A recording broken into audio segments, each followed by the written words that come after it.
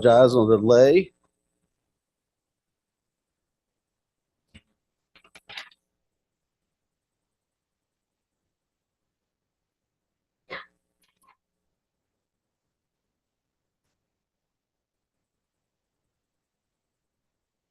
All right, we are the Zoom is active and we are appears to be live on YouTube.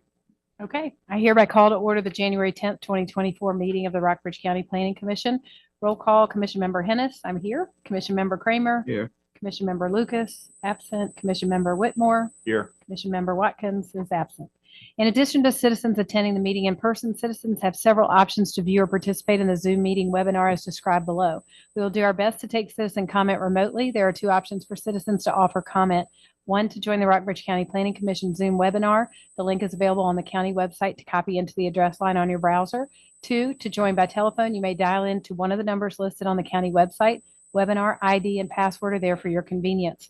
Citizens wishing to simply view the meeting live or after the fact can do so on the Rockbridge County Planning Commission YouTube channel, also available on the county website.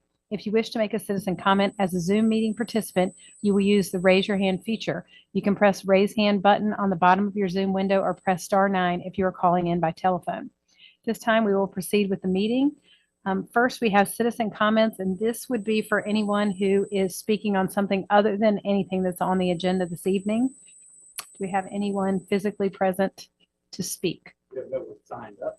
Okay, do we have anybody? We don't have anybody signed up, but I don't see anybody that looks to be ready to speak. Do we have anybody online? If anyone would like to make a citizen comment about anything that's not on the agenda, now is the appropriate time to raise your hand. Not seeing any hands raised, I'll turn the floor back over to Ms. Hennis. Okay, agenda item 3 is election of officers. At our January meeting, we are required to elect officers again, and I make a motion to reappoint Mrs. Hennis as chair, to reappoint Mr. Whitmore as vice chair, and to reappoint Mr. Slayton as secretary. okay, we have a motion. Second. And all in favor? Aye. Aye. And so the motion passes. Congratulations. Oh, thanks so much. Next, we are on to the approval of the 2024 Planning Commission meeting schedule. We have that, Chris, somewhere? Yes, you should have it in your package. It's of course, it's a regular schedule. There were no conflicts. If I recall correctly, there's no conflicts on the Wednesday, second Wednesday of the month at 7 p.m. Okay. I So, do have a question. How did, I mean, I'm good with 7 o'clock, but how did it get to 7 o'clock? I think it's I think the thought process was, and it's been for the 20 some odd years I've been here, it's been 7 o'clock as well, but prior to my time. With that being said, I think the thought process was that people be able to get off work, get home, get something to eat, and then come back to the meeting. Oh, okay. Because, the Board of Supervisors, the hearings start at 6. Yes. And I don't know whether that's more convenient than doing this. I just asked. I'm fine with it. great. So do we need a motion to accept the meeting? We would, yes. Okay. I make a motion to accept the meeting schedule as submitted. I'll second. Second, all in favor? Aye. Aye. And we have a meeting schedule set for 2024. Fifth item on the agenda is approval of the December 13th, 2023 meeting minutes. That does look good to Make a me. motion to approve the minutes as submitted. And I'll second. All in favor? Aye. Aye. And the meeting minutes as submitted have been approved. Next, we have the staff giving reports for Board of Supervisors meeting from 1/8 of 24. Yes, this previous Monday, the Board of Supervisors acted on 2 Planning Commission items. One was the Life Chapel Incorporated campground, if you will, the one single RV associated with Life Chapel Incorporated off of Hines Lane. That was approved as recommended with conditions associated at the Planning Commission level. The second action item the Board of Supervisors took action on was the USS Hilltop Solar application. That was approved with conditions last night. That was, of course, recommended for denial from the Planning Commission. They approved it with conditions. They approved it with conditions. Yes, ma'am. 3-2 vote. That is correct as well. But Mr. Kramer commented 3-2 vote. And we've noticed here lately on the recordings, especially if we don't talk directly into these mics, you can't, but I appreciate that. Yes. Okay. And do you have something about the formation of a solar committee? That was the other. Yeah, so on Monday night, they also, as you know, the board has created a solar committee at their first January or their first November meeting of 2023. At that time, it was going to consist of one planning commission member. Last month, David Whitmore was appointed to that. One member of the board of supervisors, which is Supervisor Ayers. One member of the Farm Bureau, representing the Farm Bureau, I should say, and that is Mr. Mac Smith. One member of Rockbridge Area Conservation Council. That's going to be Mr. Bob Bursack. And then it was going to be one citizen representative. We actually had two citizen representatives applying for the solar committee. That's Mr. John Campbell from the South River District, I believe, and Mr. Bob Gilbert from the Buffalo District, even though it's not from districts. I just shared that with you. And so the board, after some discussion, they felt it'd be beneficial to appoint two members, essentially two at-large members. So it's now made up of 6 total people. I called one member today, and I hope to get with the rest of y'all and have our first meeting sometime next week in the evening of next week. So we'll attempt to do that. Will be one committee that we do monthly updates to the entire planning commission with. Thank you. Yes, thank y'all. Item number 7, continuation from December 13th, 2023 meeting, Scott and Jessica Andrews, 66 Windview Lane, Fairfield, Virginia, 24435, public hearing. Application for a special exception permit to develop and operate a special event venue in the agricultural and general uses A2 zoning district. We are ready for the staff presentation. Yes, I have just a brief update as far as where we're at in the process. I did share my screen. Reviewing the application, Scott and Jessica Andrew, 66 Windview Lane, Fairfield, Virginia, have made an application for a special exception permit to develop and operate a special event venue. The properties are owned by Scott and Jessica Andrew with the address above and are located on the east side of Borden Grant Trail, east of the intersection of Borden Grant Trail and Jonestown Road. Properties are located in the agricultural and general use district. That's the A2 zoning district per section 603.03-24 of the County of Rockbridge Land Development Regulations. Special events are a use by special exception in the A2 zoning district. Properties are further identified as tax map number 39-22-B and 39-22-B1, totaling 59.99 acres per tax records. Those properties, those 2 tax parcels, I should say, are outlined in orange on the screen here. The properties are in the South River Magisterial District. On December 13th, 2023, the Planning Commission opened its public hearing and continued the public hearing until tonight's January 10th, 2024 meeting.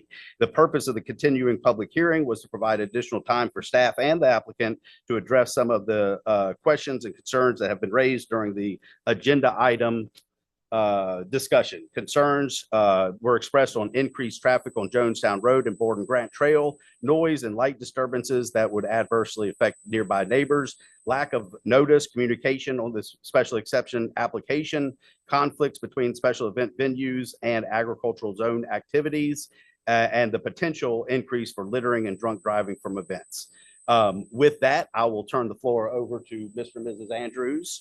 I will stop sharing my screen, but if needed, we have your package up here, and we can also utilize the GIS during the discussion.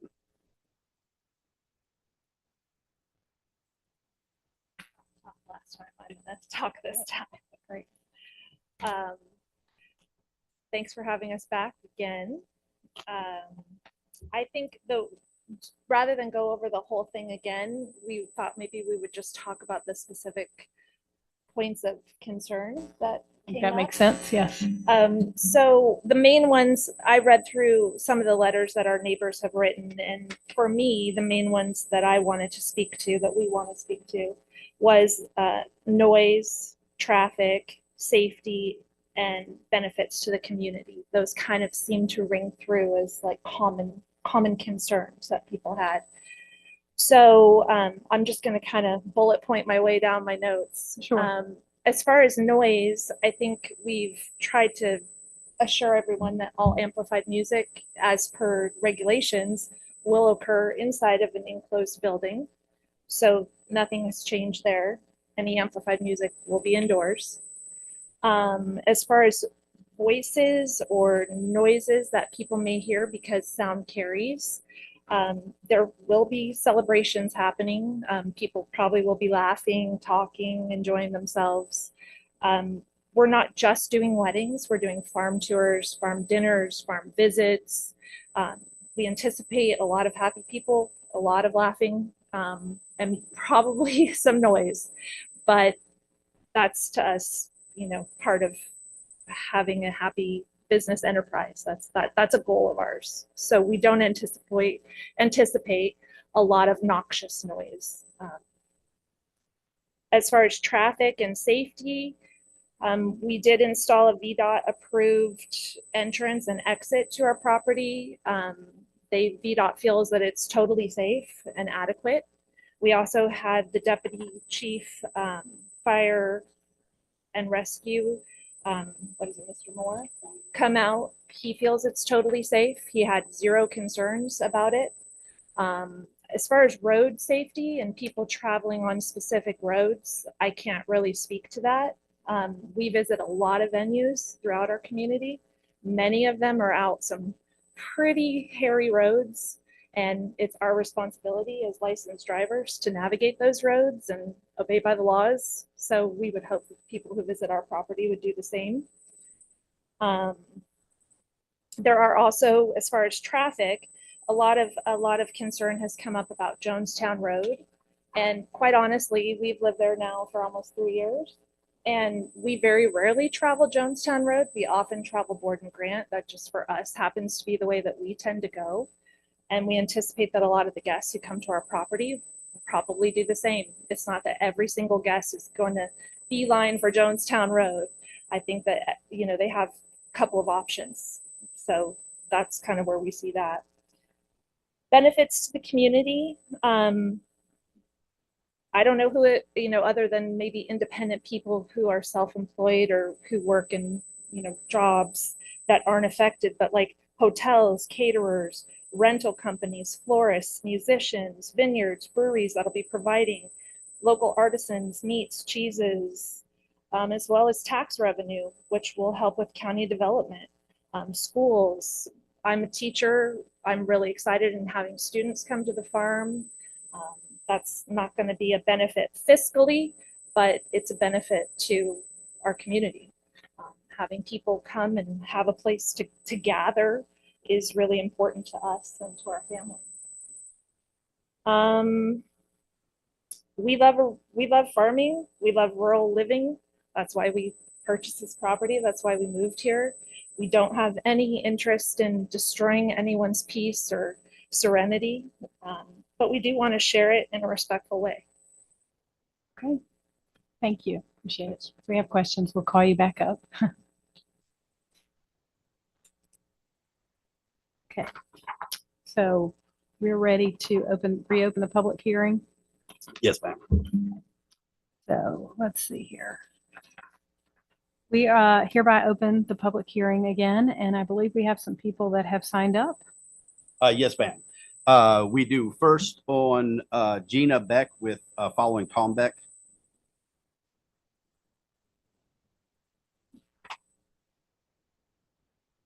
Hi, I'm Gina Beck, and I actually live right next door to the Scott and Jessica.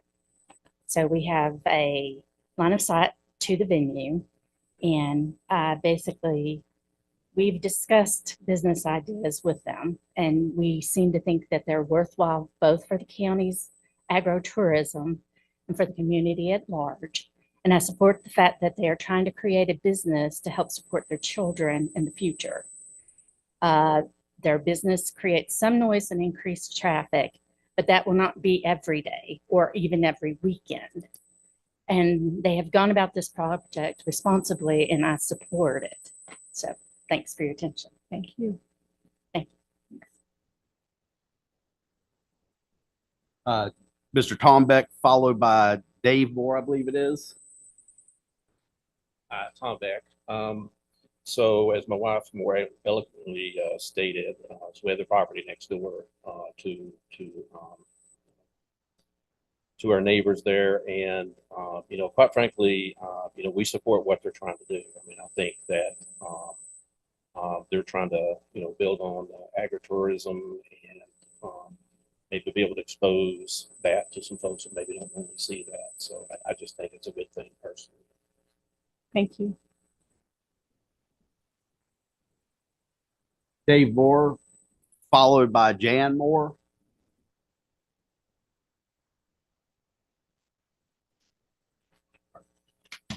Good evening. Thank you again for extending this so we can have one more chance to talk about what is going on. Again, my concern, again, traffic flow. Traffic flow from 81 to 11, straight down Fairfield directly into the property. You can see on the map that we handed over the pictures of the small little bridge right there on Georgetown Road. Matter of fact, which is right in front of our property. We have seen accidents in there. We have seen cars rolled over, and that's just normal people going back and forth. That's my concern right there. On the other,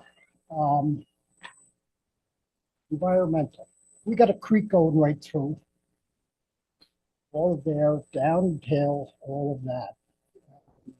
Is there anything to do about environmental in the future of waste going downhill? You don't know what's going to happen.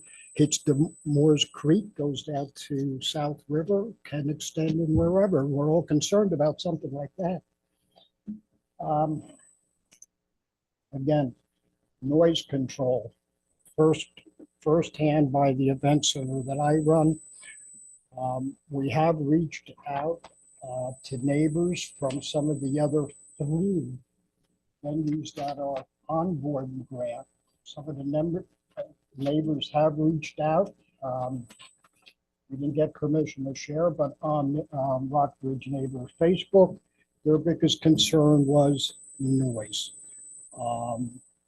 Even though it can be stopped at 11 o'clock, they have noticed livestock, animals being disturbed by it. And of course, little kids trying to sleep. They're not up at 11 o'clock, so it's basically the noise control. Garbage. Again, I spoke about it last time, the garbage control, I've seen it. You can't control it in-house. People are gonna drive away from the venue.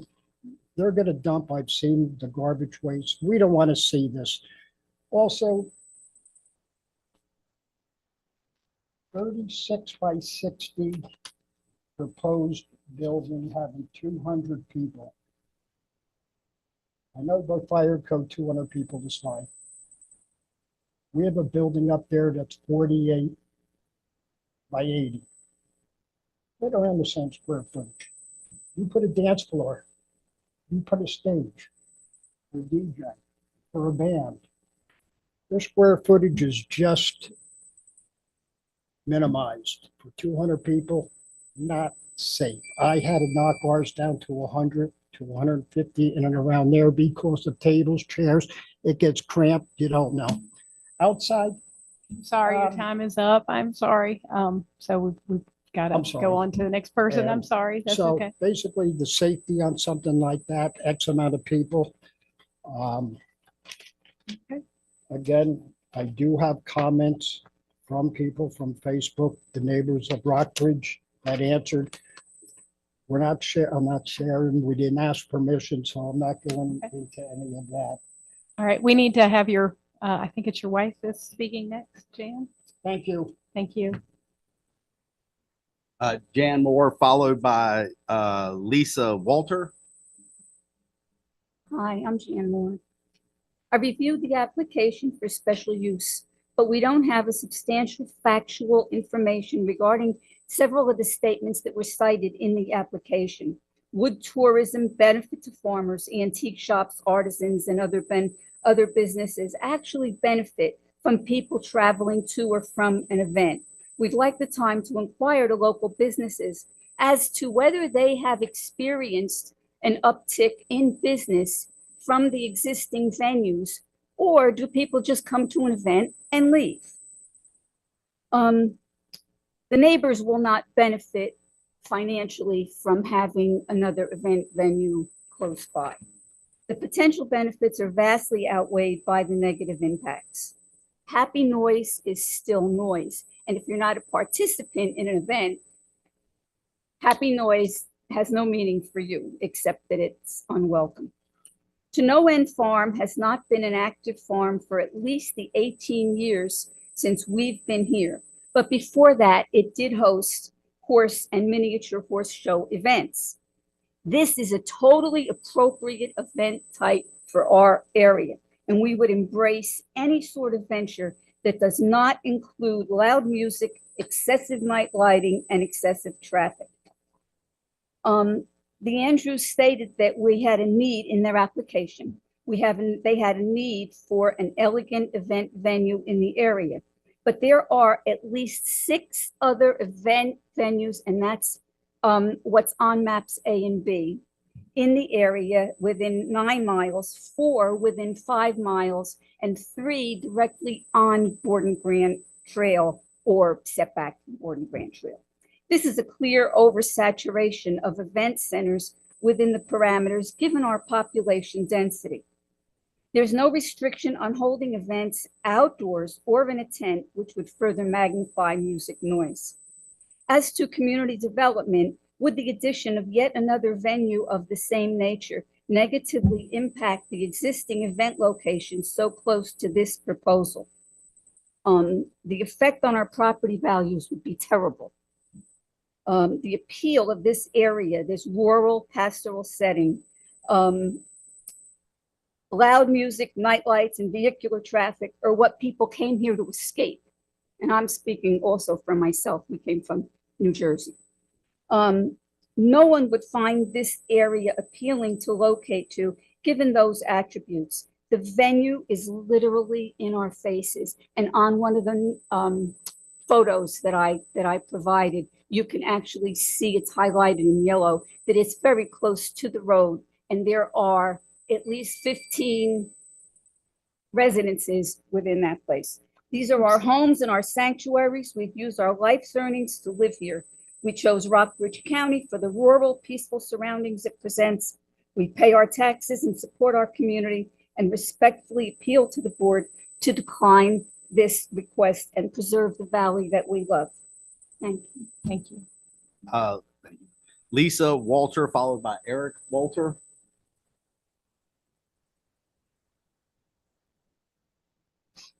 Thank you for your time this evening. I appreciate the continuance. I was in the hospital with our daughter on December 13th, so I wasn't here to be able to speak that day. I do concur with what Ms. Beck just said, so I won't go over and belabor those points. I mean, one of the main concerns, that is why we moved here and bought the land 3 or 4 years ago, was to escape noise. My husband's a musician, so we know all about the bass drums are gonna, make a bass sound. I also come from a hospitality background and working in them. I was not in the catering aspect, but I was in hotels and a country club that did weddings and, happy events. And unfortunately, those happy events don't always end up happy.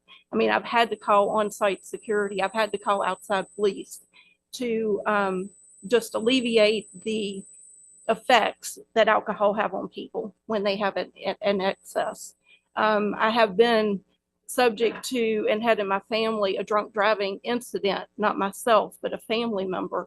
I understand the devastation that it causes in the passing of that individual. And I don't want to see that for anybody. There's no way to limit the amount of alcohol that they would have. And then they think they're okay to drive. They're not. And my grandchildren are young and they're going to be there they are next door to us. And I don't want their safety in jeopardy with a venue, and they do go to bed early. I mean, one is 3 weeks old at this point. So they're not going to be up at 10 o'clock at night on a weekend for these events. So I thank you for your time, and I just ask that you do reject the special exemption permit. Thank you. Eric Walter, followed by Liz Murtaugh. Thank you very much for your time. Just wanted to say we're against it, me and my wife. She just spoke. We bought the property to get out of Waynesboro, get rid of the noise, the traffic, everything that went with it. We had people running the streets all hours of the day and night, which I don't think that will happen. But what we have is a quiet, peaceful community, and the reason we chose our property was for that. And we don't want that disturbed. We just want our lives to go on as it has. Uh, we want the peace and quiet, and we want to be able to enjoy the property that we have chosen, just like what they want. They want to build it up. I have no interest in tourism. I just want the peace and quiet. Thank you. Thank you. Liz Murtaugh? Liz Murtaugh, followed by Mike Keisha. Good evening. I sent a letter this got afternoon. it. Did you get it? Okay, We good. did. So I won't go into all of the details of that. Primarily, there are three things I am primarily concerned about. One is lighting, and I'm sure the Andrews will follow what the ordinance say because it's in the regulations. But the question is, what happens if it doesn't? And what is their proposal, and how are they going to meet that designation? What are they going to do with the lights? Their plan doesn't describe what those lights are going to look like. Their supplemental letter that was sent to some folks that I didn't receive a copy, but I got a copy from Mr. Slayton when I inquired about it. It doesn't say what specifically they're going to do with lights. Secondly, with the noise, they've indicated they're going to follow the ordinances, but they don't describe what their proposal is about how they're going to do that. One of the things they've talked about is that the band and music will be in an enclosed space, but their barn is not completely enclosed. There's a ring, and that's an open space. So I'm unclear whether that's going to be closed in at some point, or is that going to make that space bigger? Their plan's not very clear on that. I felt like there was a lot that was from the last meeting when the original proposal was made that was left open. That I guess the other big question is what happens if the rules aren't followed? What recourse is there? And I think that's something that you all need to think about, because though the Andrews may be very responsible people, the next group that comes along, or someone who buys the property, are they going to be responsible? Because of course that permit follows with the land, not with the individual people that are on the property. Traffic is a huge concern for me. I mentioned that last time.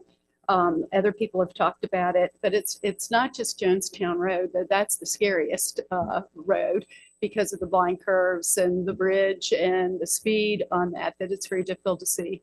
But Borden Grant Trail also, and there's an increased traffic on that road, or will be. The letter that the Andrews wrote is that there were multiple ways to get in and out of to that property. That's not true. There's two ways to get into that property. One is Jonestown Road is directly across, sort of catty corner across into their driveway, but it's Borden Grant Trail. That's the road that's going to get traveled on.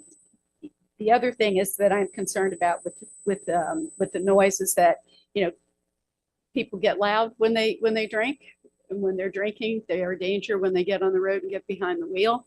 I was a criminal defense lawyer for 35 years. I've represented lots of folks charged with DUIs. My husband's also a criminal defense attorney in town and represent a lot of people with that. People don't know, or they don't feel like they're drunk when they get behind the wheel, and it makes for a very dangerous combination. Thank you. Yanked.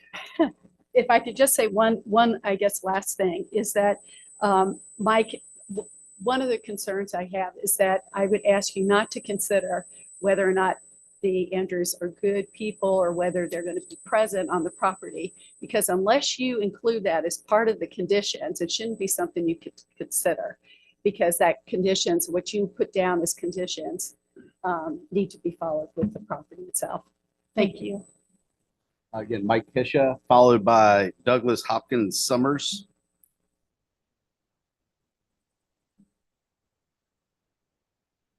Hello. My name is Michael Kisha. I'm 472 Jonestown. I'm the last house on Jonestown, directly across Borden Grant from the proposed site. Despite the board's recommendation at the last meeting, the Andrews have not attempted to reach out and alleviate any concerns of mine, or even attempt to make contact with me at all. My wife was diagnosed with a neuromuscular disorder about 6 years ago. As a result, we searched for a quiet place to live, and we found Jonestown. So quiet, peaceful community, place away from commercially zoned land, and the same type of land that the Andrews bought. They bought a farm. They did not buy an event space, and they did not buy a space to have their forever home, which then on the proposal shows as the residences being listed as short-term rentals. That doesn't seem like a forever home to me. As Mr. Andrews pointed out in the first meeting, Jonestown is the preferred route to get to the end of Jonestown Road, which is where the proposed site is. It's listed as 30 miles an hour, but it is curvy. There's a 1.5 lane bridge at the bottom. It is not safe to drive 30 miles an hour, and somebody that doesn't know that road does not know that. The proposal also claims that the music will be limited to indoor space, but the space reviewed by their engineer uses the entire space, which a little less than 50% of it is actually enclosed, which would be very insufficient for 200 plus guests. And I know that they did the VDOT widening the driveway, but that doesn't have anything to do with Borden Grant or Jonestown roads. And in no way in there does it address if it would be safe for a fire truck to get up their driveway when cars are lined on both sides, which is where their proposed parking is. There's numerous other board-approved venues in the area, all of which are better situated to minimally impact the community.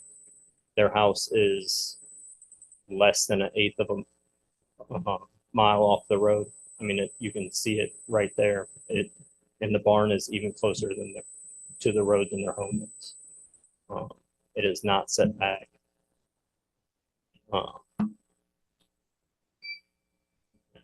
Thank So you. I appreciate the time. Thanks so much. Douglas Hopkins Summers.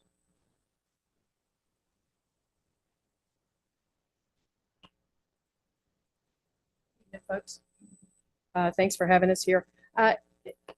Almost everyone has mentioned most of the things that I would mention, but I think my biggest concern is the roads. They're narrow enough. They don't even have a line down the middle of them. 2 cars can pass. The speed limit on unmarked country roads is 55. Now, granted, that's not safe most of the time, but that's the legal limit. And I'm just worried about a bunch of people trying to drive home in the dark on those roads with livestock and potentially too much to drink. I did read the proposal, and I did read. It looks like he thought about a lot of the things that people are concerned about, and I do appreciate that. I only got it today. I didn't find out about this till pretty late, but it does look like he thought about being responsible and addressing a lot of these things. But it is true, isn't it, that a permit would convey with the property? Yes. And if you decide you're fed up with Virginia or fed up with the broiler houses that are not far from you. Ma'am, you've got to make sure you're I'm addressing sorry. it. I'm That's sorry. okay. The broiler houses that are not far away. And when the wind shifts, and they've recently cleaned those things out, I'm not sure that the venue is going to be all that wonderful. And I'm worried about who would then inherit the property and what would they do. Is there such a thing as a special use permit that is only for these folks? I don't know. I don't really know how these things work, but it seems to me the congestion on the roads. McCrory Hill, if you all know this area, is also feeding into Borden Grant Trail very near their venue, and that's the main artery up from 608. It's gravel, it's dirt, it's mud, and it's ice most of the time. Now, maybe there wouldn't be a lot of things scheduled in the wintertime. But if so, what was it, 36 a year or something like that, that could be every single weekend, spring, summer, fall. Maybe not in the middle of the winter. But anyway, that's all I've got to say. It seems like there needs to be a little bit more thought. Thank you. Thank you. Do we have anyone else present that would like to speak at this time? Okay, do we have anybody online or on the phone? If there's anyone, yes, we do have one hand raised. Ms. Sarzinski, you are muted, but you have the floor. Yes, thank you. I'm actually one of their neighbors about an eighth of a mile up the road on Jonestown Road. I own about a 160-acre farm. I was born and raised in Rockbridge County and think very highly of this county. I love the ruralness. I love the peacefulness that our community has. And I met Scott and Jess about 2.5 years ago. They came in from California. They are very entrepreneurial people, which is goes to show in this what they're trying to do. But over the last 2.5 years, I've learned that they are very methodical about what they do. They don't just dive into anything without much thought. And the concerns of extra traffic is definitely one to be had. But I think that we're still in a place in our country that, it's the United States. We're free to do what we want. And if they want to try to do an entrepreneurial business and move forward and be able to support their family on the farm, I think that's a good thing. They're also very conscious when it comes to farm life. They want to host some educational events for homestead, education, and rotational grazing. All those things are very beneficial to our environment and our waterways. And I'm a big proponent of that myself, as I do a lot of regenerative farming on my own operation. And so I do think that they should definitely be given the chance to do this. Thank you. Thank you.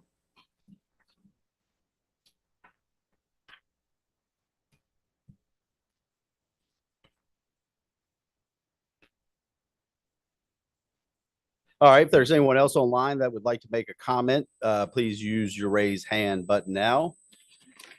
As we wait, I would like to recognize several letters that we have received and of course forwarded along to the Planning Commission. They are from Mr. and Mrs. Kershaw and Mr. and Mrs. Humphreys. With that, during the COVID time, during restrictions, we used to read those letters. Of course, we discontinued reading those letters during the public hearing portion, but we do recognize and make them part of the record. With that, I don't see anyone else with their hands raised. We'll turn the floor back over to you. Okay. Staff does have a few comments on the agritourism and a few other things. Okay, so we will, we ready to close the public hearing? We need to have a motion to close the public hearing, correct? You would just Yeah, close the okay. public hearing Okay, as the chair. Oh, Sorry, I forgot. There were some people who couldn't, and that also opposed. okay. All right, put that in here. So we will close the public record now, and I'm sorry, close the public hearing and bring it back to the board. And I guess we'll hear what you have to add. Yeah, just a before few. we I think discuss. some of them are better addressed by the applicant. I would like to just review the definition of we are not, this is for a special event venue. It does not pertain to agricultural events, agritourism. Agritourism per Code of Virginia is defined as means any activity carried out on a farm or ranch that allows members of the general public for recreational, entertainment, or educational purposes to view or enjoy rural activities, including farming, wineries, ranching, horseback riding, historical, cultural, harvest your own activities, or natural activities and attractions.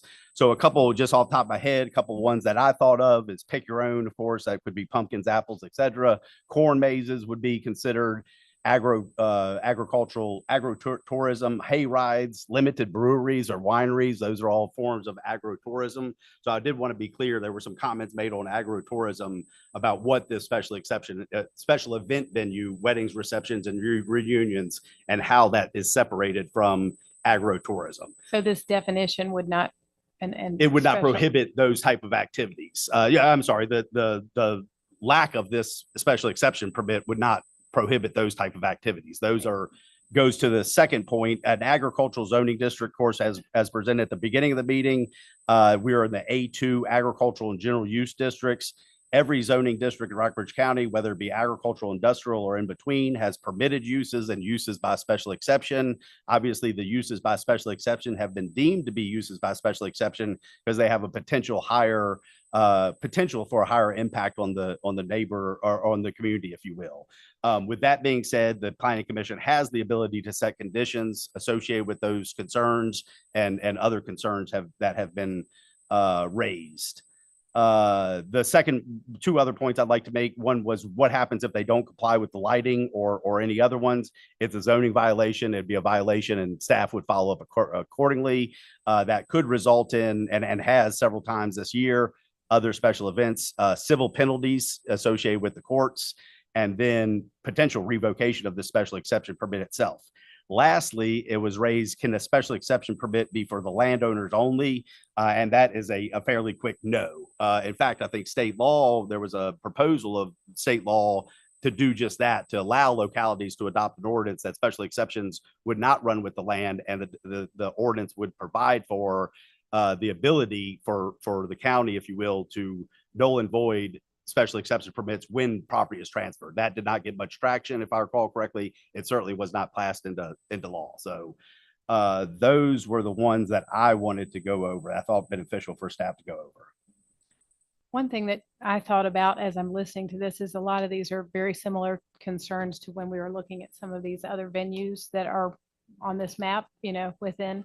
And do you know, have we had any complaints about, because obviously it's the same neighborhood where Echo Odesso is and these other Fox Hill, Whistle Hollow, that they've pointed out. Have we had any complaints from neighbors about any of those or any issues with the roads and traffic? I don't think necessarily issues with roads would come to us because it's obviously a public highway or public roadways going to and from.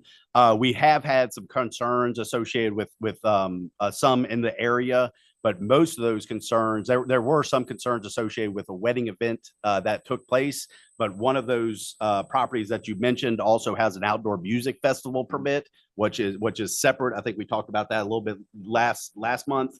That would be separate action taken directly to the board, not y'all, for essentially an outdoor music entertainment. And we have had some concerns on that side of things with one of those. But again, to be clear, we've only had limited concerns or concerns expressed to staff on wedding events associated with with one of those, if you will. Right. I'm just thinking it's being described as so peaceful and all that, but we do have 4 other venues there, and it's still, I'm assuming, fairly peaceful out there. I mean, we're not getting complaints from neighbors about trash and those kind of things, which I would think would come to us because we approved them, or we recommended approval, right?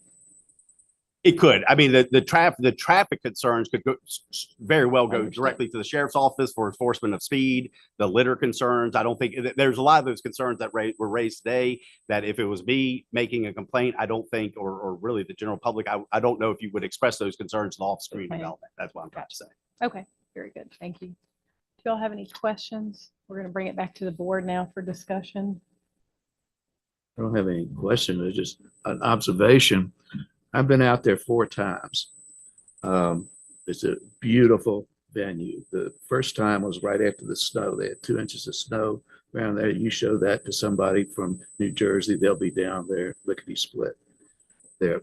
I was down there on a Saturday at dusk, and I gotta admit it was kind of scary because, I mean, we've got roads all around Rockbridge County like this. You go out Maury River Road when the fog is in, that's kind of scary.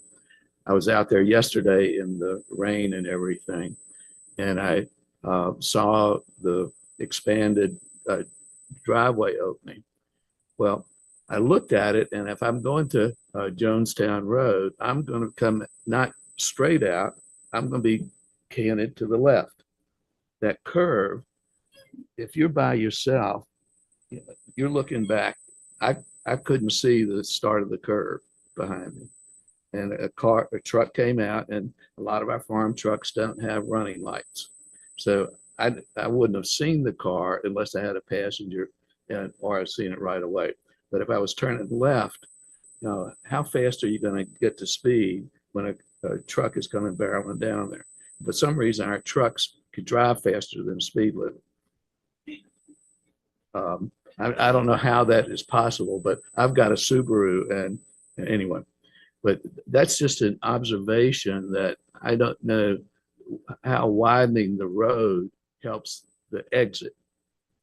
The entrance, it does, either way, where you're coming down from Port and Grant, from the north, the south, or Jonestown, it does help the entrance there. Have anything? No, I appreciate what you all are trying to do and respect the fact that you bought a property and you want to make a living off of it, so to speak. We've only approved, or I've been on the board long enough to approve just a couple of these. And the ones we have approved, it seems like they fit better where we approved them. The roads were straighter, bigger roads, much more buffer between the neighbors. Not to say you couldn't do it right. I'm hearing your neighbors and their concerns.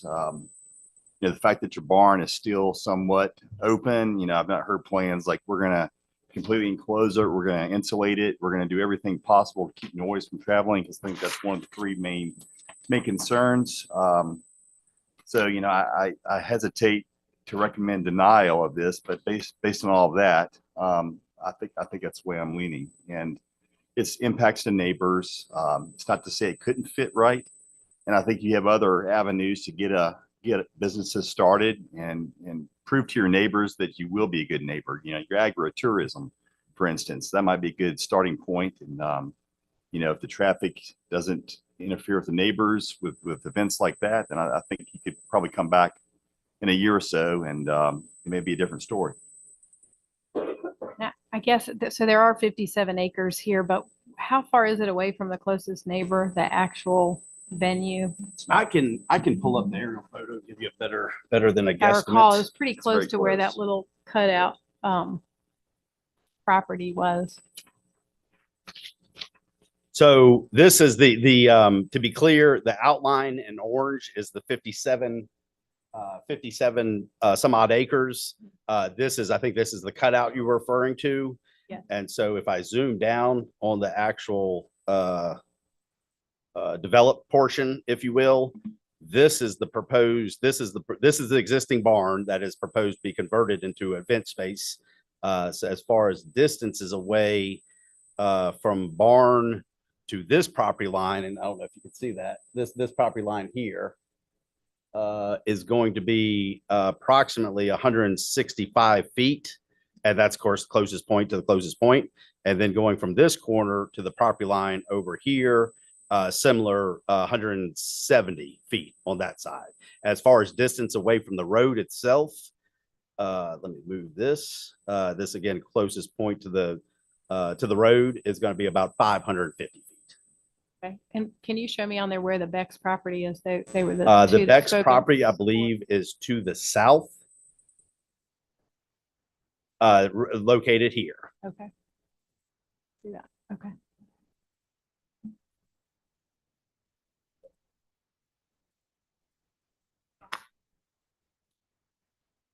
Yes, I think so. Yeah. Okay. I mean, if we have a question for you, yeah, you're welcome to. Yeah, if Yeah, you could you come do up. have to come We've up. learned that the hard way over years. Don't speak in this, can't hear anything. Would you mind bringing that Of map course. back up? Yes, the aerial photo? Yeah. Yes, ma'am. I think it would just be easier to Yeah. explain it when we're looking at it. Okay, hold on. There we go.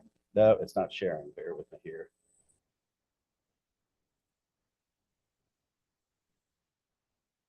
Yes. Okay.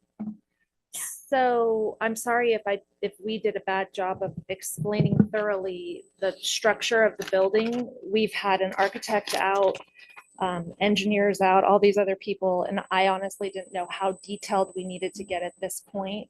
But if you look at the roof, that's a really good way to see it. The wider part of the roof, maybe I can show you like this. That's a riding arena that's open. I think that's been kind of, a lot of people are like, that's open, that's open. That's where we anticipate eating happening. So tables will be in the open riding arena area. We're going to do something to the sand that's there to compact it so that we can have tables and chairs there. And that's where eating will happen. And then the whole rest of the barn is where music will happen and other activities. And it is completely enclosed. It has. It will be insulated and air conditioned, brand new light or windows, commercial storefronts.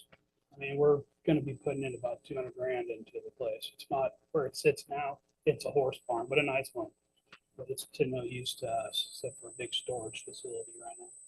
And it has, as far as one of our neighbors mentioned, they were curious about square footage.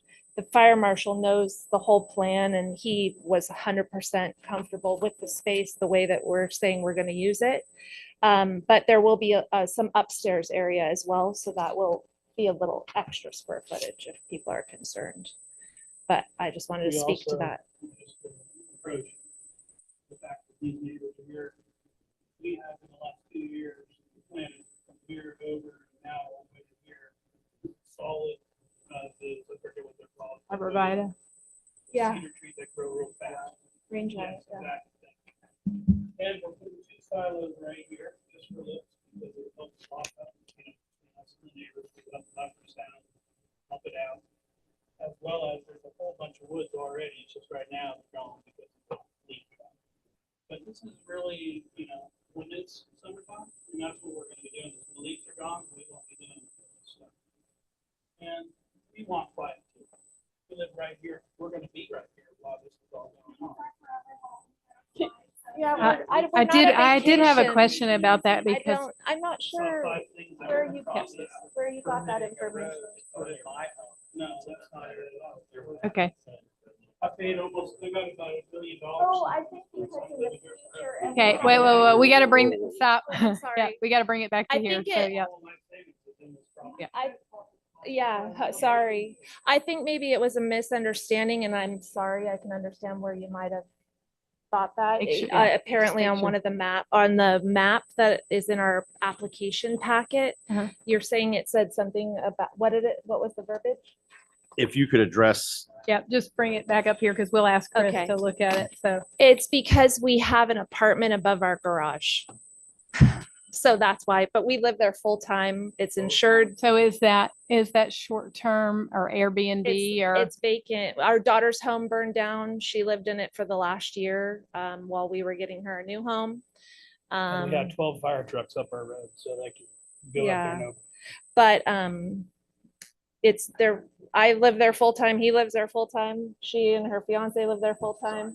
They're building a house there, so it's Right. full time. Okay. I'm not sure. I mean, there It's will a- be it's a Airbnbs legitimate maybe place. someday, but For sure. and we have the apartment. And the road hasn't been widened. Let's just be, the approach has been changed because we had the excavator Come out over at that time. We had the excavator out at that time, so he did that part, but we were not ready to do the road until we got notice that we can do this. We're not gonna throw a The bunch of money driveway. into the right? barns or any of that stuff. Sure. We have about 200 grand set aside for the initial first starts. How that goes and plays out, we don't know exactly, but that's our plan. And then we're just gonna make it better and better from there. And I don't mean better and better, noisier and noisier. I mean better and better soundproofing. They talk about light after about 10 o'clock or 11 o'clock at our house, other than we had some barn lights on a timer and they were messed up from the summertime. Our place goes dark. We turned the high pressure sodium lights off of both of our barns. We like it bright. We like it like that. We like it dark. I can't stand light intrusion. I also a very light sleeper. It takes nothing to wake me up. And then once I'm up, I'm in my thoughts. I don't sleep anymore like last night. So what I'm saying is we have everybody's concerns. I get it. I can't speak for the people behind us. If we ever decide, man, God, who knows? I don't know what Hopefully the it'll be future our is. kids. But God willing, we'll be here forever. I plan then on the dying only there. I'm other gonna have a thing- grave. The only other thing was Miss Murtaugh, you said that you didn't receive. Again, you She's got got to it. direct it to Oh, us. she said Sorry. she didn't receive the letter and we mailed the letter to the people that were on the list that we were given and only to those people. And those would be the people that were to contiguous. clarify, prior to the public hearing, I think it was middle of October, we always do provide rezoning, special exceptions, a list of who would receive certified mail. That of course, People that are touching. adjoiners receive certified mail. Okay. So we figured we should just follow the information we were given. So that's who we mailed it to. Okay. Thank you. Okay. So we're back to us. Any other comments or thoughts here? No questions. All right.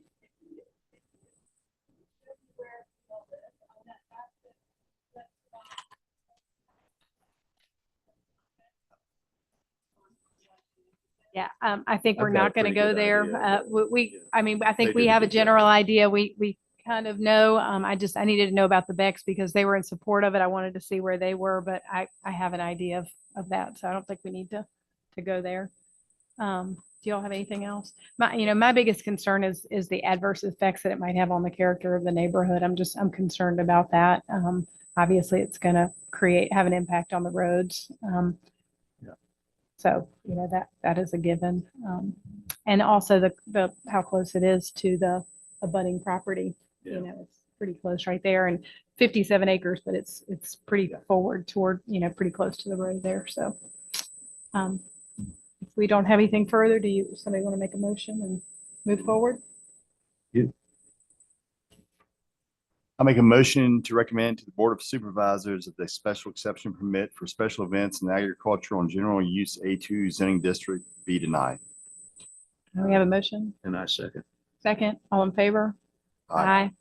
And any opposed? No. Okay, so we're going to make that recommendation for denial. It will go to the Board of Supervisors, and then they, of course, will make their decision. Yeah, do you know when that's going to be? Yes, if you don't mind, let me stop sharing my screen. Apologize about that.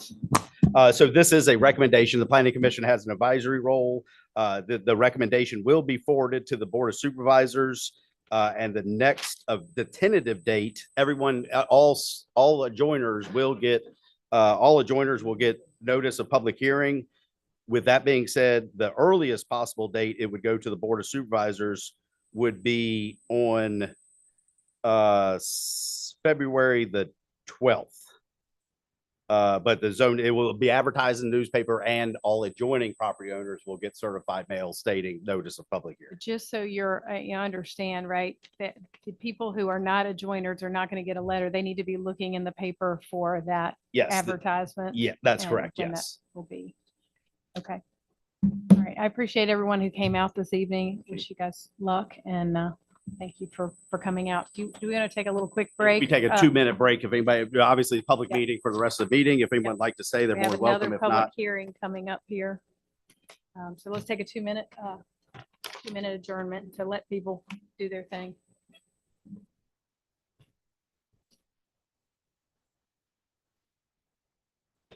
So. Vice Chair. Did great work.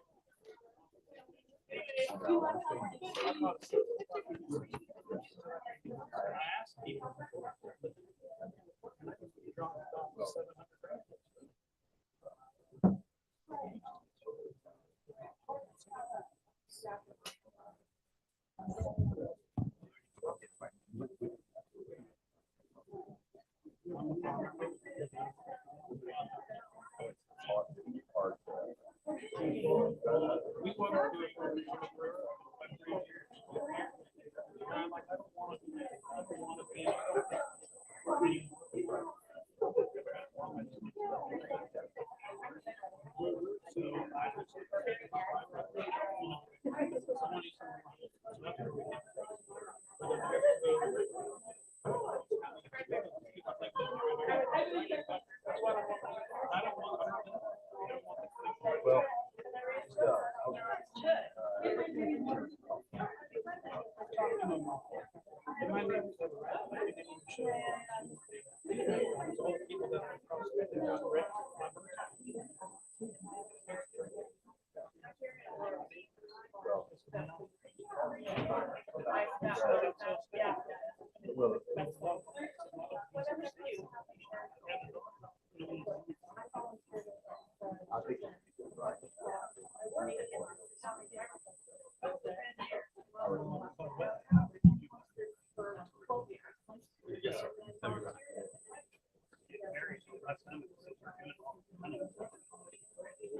So it's like, all these people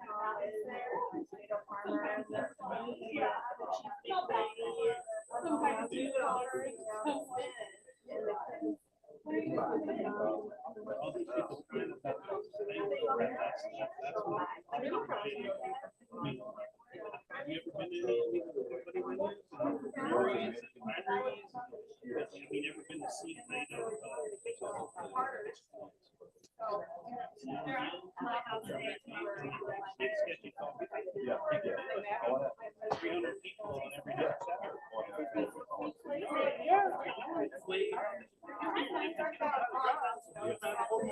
All right. We okay? Hey, we're gonna, Y'all is more welcome to stay out the hallway that way. hey, we're gonna call the meeting back to order. If everybody could get to their places and you guys are welcome to chat out in the hall as long as it's away from the door. Okay, we're calling the meeting back to order and we are headed to item number 8, Regina D. Donald, 2766 Brownsburg Turnpike, Brownsburg, Virginia, 24415. We're going to open we have a public hearing scheduled, application for a conditional zoning map amendment from general residential zoning district to the agricultural and general uses A2 zoning district with the acceptance of potential proffers. So staff is going to present first. Bear with me. I will turn the floor over to Miss Donald.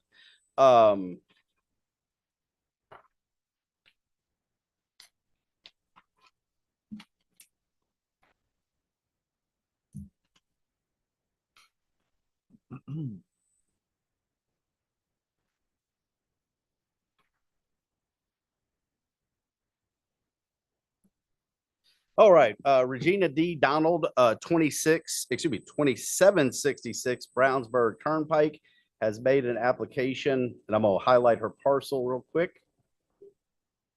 Has made an application for a conditional rezoning map amendment. The property is owned by Regina D. Donald, address above, and is located on the north side of the intersection of Brownsburg Turnpike and Sterrett Road. The property is currently zoned in the general residential R1 zoning district, and property is further identified as tax map number 26A-A-12, consisting of 2.091 acres per tax records. The application is to rezone the property to the agricultural and general use district with the acceptance of potential proffers. Per the enclosed zoning map, which I'd like to review over now, the property is adjacent to agricultural transitional to the north and east sides of the property. To the west, a portion of the property is adjacent to the A1 district as shown, but also a portion of the R1 district. The southern portion of the property is adjacent to the R1 district. With that, I'd like to turn the floor over to Ms. Donald, and I apologize. I believe I do have a PowerPoint presentation that she has prepared. I know I have it via email, so bear with me here.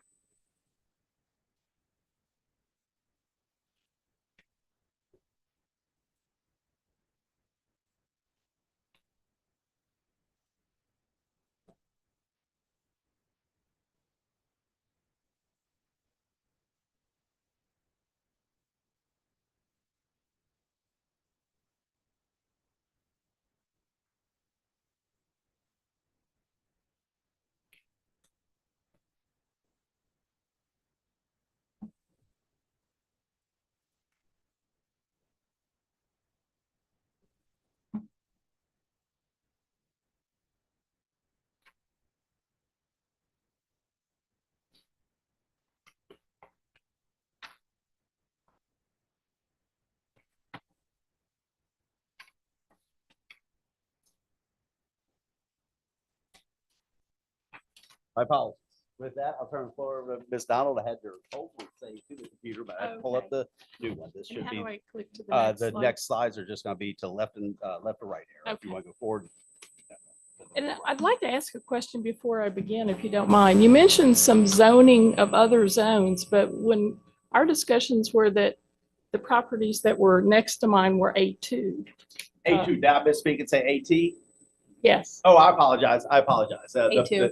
Every time I said AT, I meant A2. I apologize. Okay, good. They've been from the question earlier. Sorry. Thank you for letting me speak today.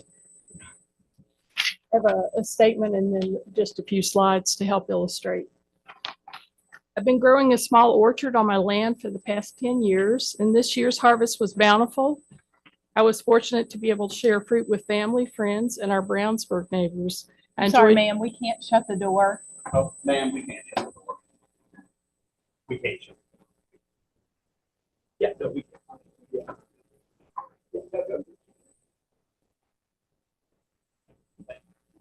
Thank you. Sorry about that. We're not allowed to shut the door. Go I ahead. enjoyed dropping off samples of fruit, including cards describing the amazing history and diversity of what I dropped off and the varieties I was able to offer. The gift of samples was well received, and I was frankly taken by surprise when quite a few neighbors asked if I could sell them additional fruit. I considered a simple process of selling fruit in an honor system fashion from a cooler placed in our front yard, a small way of handling that. And having listened to Mr. Sladen recently about an event that he held over the internet for Brownsburg, I decided to meet with him to discuss my plan. And I was surprised to learn that despite our rural location, selling produce from an R1 property is not permitted. R1 does provide for business home occupations, but not for anything of an agricultural nature. And that's even though we live in a very rural location. Some of my neighbors do have the benefit of the business home occupation, but that's not an option for me. In order to accomplish my goal of selling fruit, Mr. Slayton suggested that I could consider rezoning my property from R1 residential to A2 agricultural. This is a logical choice for rezoning as my land lies at the northernmost end of Brownsburg and is bordered on two sides by farmland that was zone A2. Route 252 and Sterrett Road separate my property from the rest of the village proper on the other two sides. I would like to continue to share fruit samples, but also to be in the position I could sell additional harvest to those who would like more fruit. And I'm not trying to compete with a large commercial orchard. That's not my intent, and I don't have the land to do that. But I would like to take part in community events, orchard demonstrations, walkthroughs, local food initiatives, and I want to participate in the 4 annual North Rockbridge Trail events, of which there are many venues around me that participate in that. I did speak with Melinda Mills, who is sort of heading that group. She said for the first time this year that they would require a business license for those who are participating. And, you know, given that I can't have an orchard officially, I couldn't even do a business license. Rezoning to A2 would allow me to defray some of the costs involved by selling harvest, obtain a business license, and at the same time proudly representing our community as a local grower and educator. And if my land is approved for rezoning, my future plans would include building a fruit storage area as a part of a storage building approximately 30 by 40 feet. And I plan to develop an entrance off of Route 252. And I've started the process of meeting with planners, and this includes Mr. Kosiana from VDOT we've discussed, and he's indicated that what we've picked out is a good site with good clearance and other things that we may need to do. I would also work with stormwater management and Dominion Power as required to meet all the requirements for line of sight, setback, right-of-way, drainage, and parking.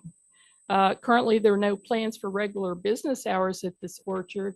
It's more of an event, occasional event-driven thing, and to participate in these other events, but I would have some selling of fruit and perhaps some selling of some grafted trees, things like that. I have a few slides to show you just to give you an idea of what I've done so far, that I do have something started, that I do have an orchard, and a little bit why that I felt that rezoning was appropriate for me. So I'm asking to rezone, as stated, from R1 residential to A2 agricultural. The orchard in the backyard is located at 2766 Brownsburg Turnpike, and it's also known as the Wilburn House in Brownsburg, Virginia. That's the historic statement. This is a view that's been used in promotional literature. You may have seen it before. It's an older, little bit dated photograph, but it gives you an idea of the nature of Brownsburg and how close we are to farmland and rural. The homes are very close to the street. You see Route 252, which is intersecting on the slide, going from top to bottom. My home is the home at the bottom. It looks a little different now, but it has a blue roof and it's right in the center at the bottom. So on one side, I have Route 252, Brownsburg Turnpike, and just past my house is Sterrett Road, which you don't really get a clear view of that because of the trees that are there.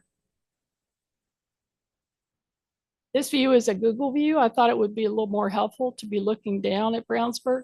So you see the entirety of the village here. I'm at the northernmost end, so you can see, again, there's an intersection of a road from left to right. That is Route 252, Brownsburg Turnpike. My land is outlined in the yellow, orange color. You can get a feel for the size of it, the proximity of it to the agricultural land, which lies as the two properties that run contiguous with mine or adjacent. They're both zoned A2. And then I'm separated on the other two sides by roads. So I am in Brownsburg, but I am separated from the Brownsburg proper by those two roads and adjacent to the agricultural land, which is grazing land, farmland, things like that. They're cows. I've had cows in my yard before. I'm very close to that.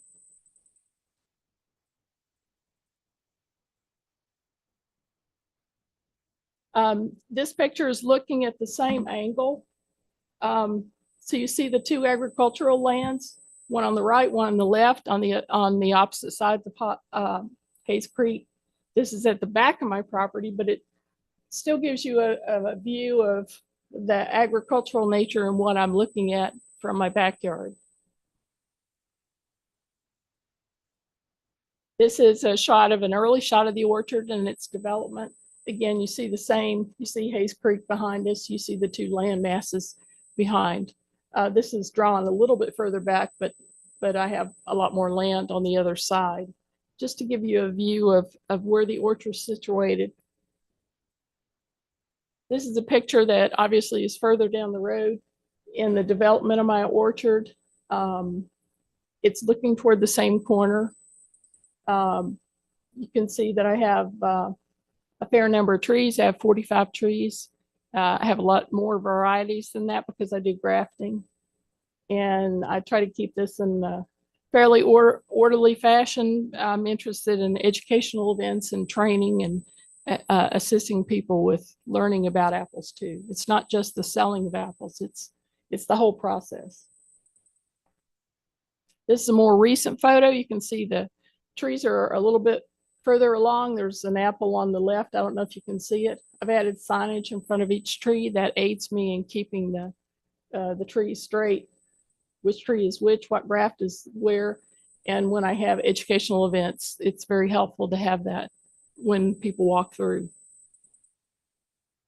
I do have a lot of apples. And just two examples here. I specialize in southern varieties, not common apples. This is Arkansas Black on the right. You may have heard of that, a very hard late apple.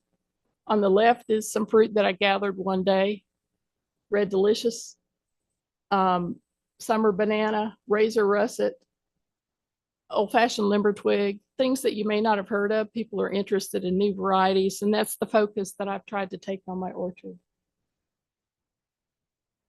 So as the orchard developed, I had more and more fruit. And at some point I had more fruit than I could use, give away to friends, family, neighbors. And I decided I was going to share fruit with my Brownsburg neighbors. So I came up with an idea of this netted bag, a sampling of fruit. And I tried to drop some at every house in Brownsburg and some others also. I put the name of the person on the back of this little card. So if they wanted more, they could leave their bag at my door and I could give them more. And I came up with a card, a fairly simple card, but to represent my orchard. And I called it a demonstration orchard. It's not a commercial orchard. It's not that big. And that was well received. People were very excited to get fruit samples. that I like the comparison. I think they do too. They like learning what kind it was, where it came from, what year, things like that. It's another example. I went to an event and shared some of the varieties of apples. People were surprised. You know, these are things they've never had. Asian pears. A lot of people hadn't ever eaten an Asian pear. They were enjoying that. So I want to be able to share things like that with the community. I was able to have 2 walkthroughs where people just walked around, asked me questions. I had a lot of community members. I had people who had orchards. I had master gardeners. And depending on the type of questions they had, I would answer those questions. So I would continue to do something like that where they can learn about trees. And very quickly, a few things we would talk about in a walkthrough like that is grafting, taking 2 sticks, putting them together, and coming up with a new variety on a tree, which is very exciting. You can see there the graft is taken, and a tree that has a lot of grafts might look like the one on the right, which is one of mine. And an example of grafting and some other things we learned about. This is Red Delicious and Gold Rush, grafted on the same tree, just close to each other. I think it's kind of a fun photo. It shows that you can have 2 different kinds of fruit on the same tree. A lot of people don't know that. And you can see the kale and clay, which is an organic spray that you can put on fruit. And I try to offer that as an alternative to the regular sprays that you might see. I do use some sprays, but I try organic as much as I can. One quick slide. This is 2 Asian pears, Chachuro and Dripping Honey, right together. And again, quickly, this is Red Delicious apple that's immature. So you get an idea of, we learned about rootstocks. We learned about types of fruit, how to identify them. And last one of the fruit, this is the Arkansas Black. We talked about ways of preventing pests using physical barriers like bags, sound, motion, things like that during the walkthrough. Those are the kinds of things I want to share with neighbors and visitors. So I told you my story. I was ready to go with selling fruit. I thought because it was agricultural, it's not cooked, not changed, that I could sell fruit to neighbors. And I wanted to do it in a small fashion. I got a lot of bags, put extra fruit, and I was going to do an honor system, cooler in the yard, pick up some apples, people leave money.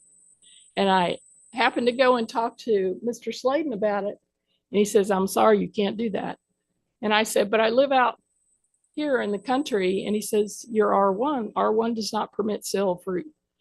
And I was, as you can imagine, very, very disappointed.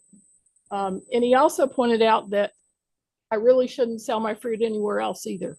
Not at another venue, not at a stand across the street, which some neighbors have suggested. Produce grown on a R1 lot really shouldn't be sold.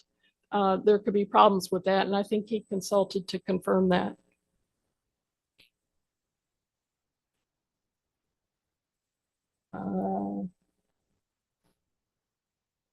I had one more. I think this is the original one, but that's okay. That's fine. So I just want to give a quick summary of the points that I wanted to make. Ask for rezoning from R1 to A2. The 2 lands that border me are A2 agricultural. The majority of my land is agricultural. I'm separated from Brownsburg proper by 252 and Sterrett Road. I've been working on the fruit trees for a long time, and I have a lot to offer. The reason that I approached this was because people came to me and said, I want to buy your fruit. Can I buy your fruit? A lot of people. But I learned that I couldn't sell them my fruit, even though I have a lot to offer. And I'm rural, in my perspective. I don't want to just sell apples. I want to sell the idea of an orchard. I want to tell them where the apples came from, what kind of apples they are, where they were discovered, what they taste like. And I want to be able to show them how to graft. I want to combine those 2 things so that I can sell, have an event, do education. To me, that's what being an orchardist is. And I want to represent Brownsburg at regional events. And some of those events require business licenses.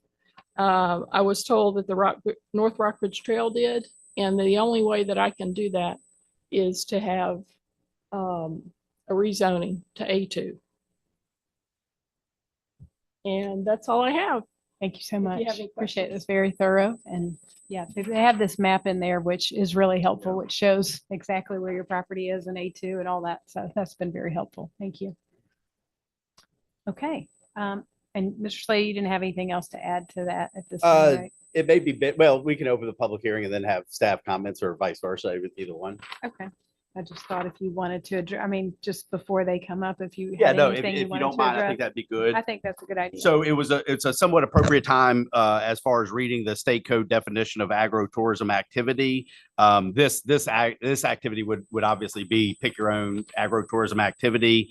When first addressed with a business license, the R1 district does not allow for an agricultural use. With that being said, all districts do allow for gardening and chickens. So it's section 504 of the land development regulations. Gardening and the keeping of up to 6 female chickens shall be exempt from zoning permit requirements in any district allowing residential uses, provided that such gardening and keeping of female chickens shall not be objectionable by reason of odor, dust, noise, pollution, soil erosion, sediment, and drainage. It goes on to say more about roosters, but I did want to read the definition of the gardening. We have a gardening definition: is any use of land unenclosed except for fencing for the raising of grass, flowers, vegetables, crops, trees, or other botanical objects of natural growth, generally, and I've emphasized that, generally for the use and or consumption of the occupants on the premise, but not including any accessory structures used for the same purpose. So with that being said, you certainly, in my opinion, as a zoning administrator, the residential zoning district, I'm not in a position to say you can't have a maple tree because it could be maple syrup. I'm not in a position saying you can't have an apple tree. Obviously that all would be the gardening part of things. However, you certainly, in my opinion, you certainly could not give tours, agro-tourism activities, educational events. There were no path forward to build agricultural buildings in support of that. And so, of course, the business license could be problematic as well. With that, last thing I'd like to touch on, something that Ms. Donald spoke about was every zoning district, I think I stated this, every zoning district has permitted uses and uses by special exception. Residential zoning district is a very limited residential zoning district. So while it has provisions for a home occupation, it does not have provisions for a term called cottage industry. So cottage industry would allow up to 5 employees, accessory use in the home, or conducted in the home or accessory building. However, home occupations, which are permitted in the residential zoning district, are very restrictive, or more restrictive, I should say. And in general, I'll read an excerpt. It says, "In general, shall give no evidence of non-residential character other than the use of a name meeting the requirements of professional nameplate spelt out in another section of the sign ordinance." So to recap, residential does not provide for agricultural or agricultural sales. Okay. Thank you. So at this time, we're going to open the public hearing. Do we have anyone signed up to speak here in the audience? This Donald was the first one signed up, but she's gone. Yes. Sam Rowe.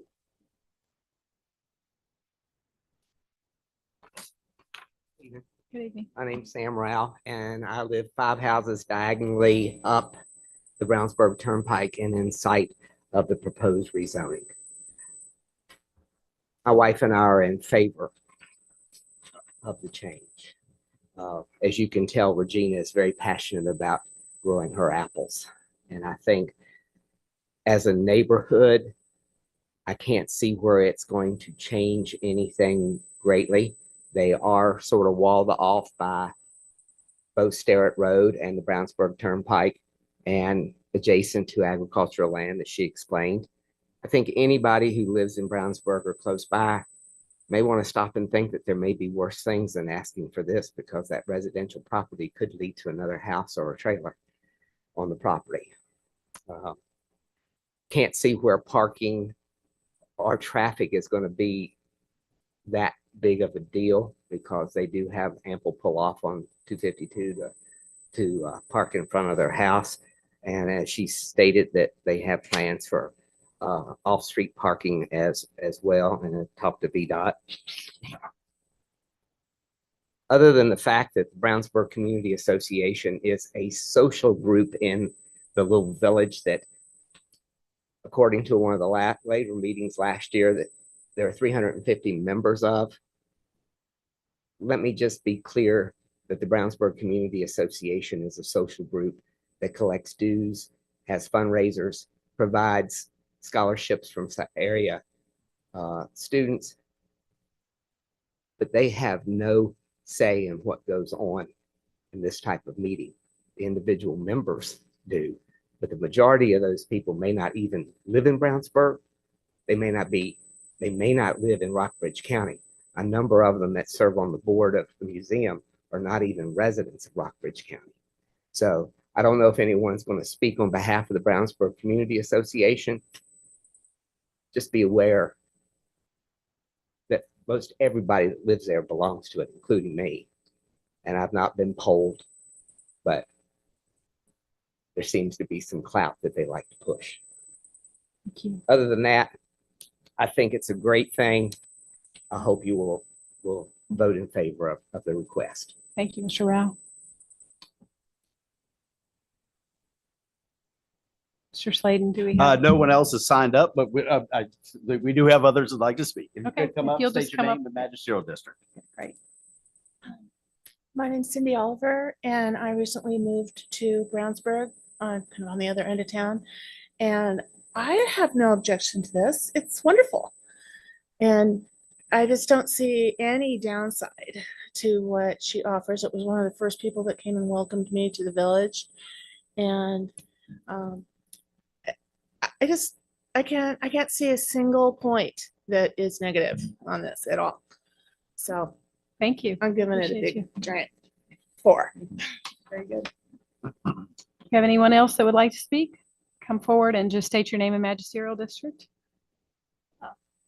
I'm Chris Seigel. I live in Brownsburg. And my neighbor Regina Donald has a passionate interest in grafting fruit trees. She shared a little bit about this last summer at a sort of a gathering at her little 2-acre place.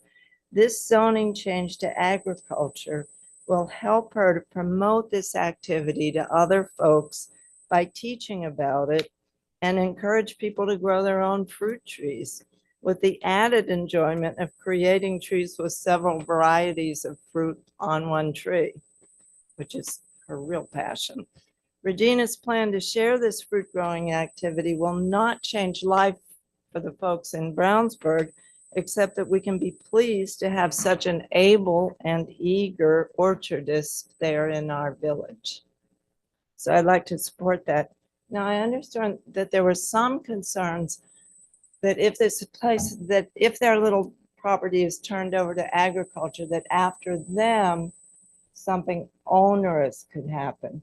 But Chris, will you let us reinforce the fact that we can't have that little 2-acre place can't turn into a hog operation or something like that because it's too tiny, right? And I can address it after the. Okay, after the public very hearing. good. Thank you. If- All right, appreciate it. Okay, do we have anyone else physically that would here that would like to speak? If not, we will look and see if there's anyone online or on the phone. If anyone's online that would like to speak, please use the raise hand button now. While we give them a few minutes, if needed, I would like to recognize, just as last time, we did receive a total of 3 letters, written letters that we all forwarded, that we staff forwarded to the Planning Commission. They were from separate letters, but from Mr. and Mrs. Pappett, and a 3rd letter from Beverly Janice, I believe is the last name, but y'all all have received those, I believe, this morning. Yes. Would like to recognize those. With that, I don't see any hands raised, so we'll turn the floor back over to the chair. Okay, we will now close the public hearing and bring it back to the board. Did you have anything else that you needed to say, or we're all, you spoke before? No, I spoke. I do Okay. believe Miss Lego had the question about hogs. So it does provide, there's permitted uses in the residential zone that are spelt out on 604.02. And then there are very few special exceptions that are spelled out in 604.03, 1 through 8. With that being said, the land development regulations also include provisions for special exceptions or permitted uses under 603.02, and then special exceptions under 603.03. It does allow for agricultural, and that would be including, livestock, all sorts. It could include pigs, hogs, chickens, roosters, horses, livestock in general. Right. But it is a 2-acre parcel, so it's Yes, going to and be a it's, limit to the number that you could have on that. And but to be clear, not per zoning, but for the ethical Right. treatment of animals, there are regulations pertaining to that. Yes. okay, very good. Thank you. So back to the board. Do you all have any questions? And let's say it goes to A2. What if one of the owners of the other A2 properties wants to buy it then? So now you don't have 2 acres, you've got, you've got a lot more acres there. And they say, okay, I do want to do something. You tear down the trees and everything, and you got a big pasture or something. There's nothing to prevent that, is there? No, I mean, it's even though, in my opinion, even though if someone bought it, it would still be a 2-acre parcel. Obviously, they would still be that property line. You would have the new owners would have the ability to do a deed of merger, deed of combination, and merge them together. And then continue the agricultural use on both sides of that property line. Yes, sir. So that sort of answers the question of what happens next. No offense, I hope nothing happens to you, because I think it's a very noble effort. But, that is a draconian way to look at the future. And I'm all for having more ag land in Rockbridge County. I think it's very important. I think you have a bunch of kids out there, they'll be very fascinated about the whole process. That's just an editorial from everything there. But that's my only concern, but that's not. Well, and my neither feeling here is nor you're surrounded almost on 3 sides, at least 2.5 sides by ag anyway. So, I mean, what's the difference going to be in 2 more acres, really? I mean, I don't think it's that big a deal. I wouldn't worry about it, but I'm just impressed with what you're doing out there. I think it's a great thing for the community out there. So, I mean, I'm in favor of it. I think it's a great opportunity for the neighbors and for Rockbridge County. So that's all I have to say. I agree with everything. Just make the motion. Okay, I make a motion to recommend to the Board of Supervisors that the rezoning of 2.091 acres located at the northeast side of the intersection of Brownsburg Turnpike, Route 252, and Sterrett Road, Route 724, identified as tax map number 26A-A-12 from the general residential R1 zoning district to the agricultural and general uses A2 zoning district be approved. A second.